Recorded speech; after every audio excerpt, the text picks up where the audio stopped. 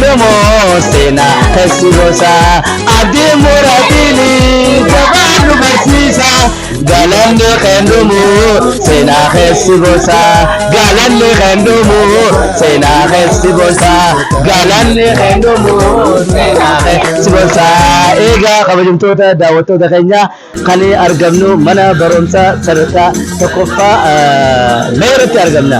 Manni barumsaa kun mana barumsaa seena qabeessa mana barumsaa akkuma beekna yeroo manni barumsaa banamu fulbaana tokko manni barumsaa kun ni yaadatanii akka seenatti warreen mana barumsaa kanatti baratan hedduu jira.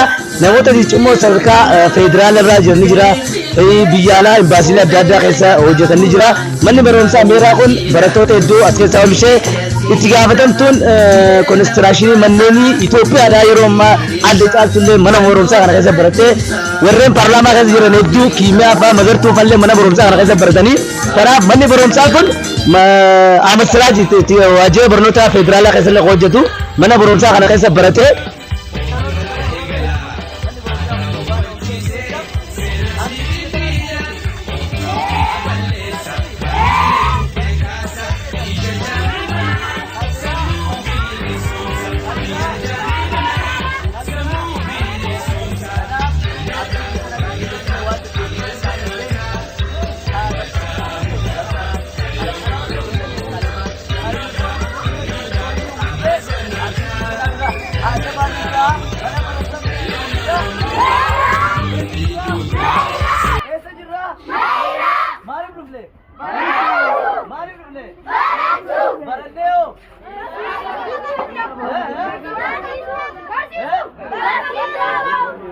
ummata kan tajaajilu ummata kan tajaajilu abdii biitana ajajjabeessuu danda'a.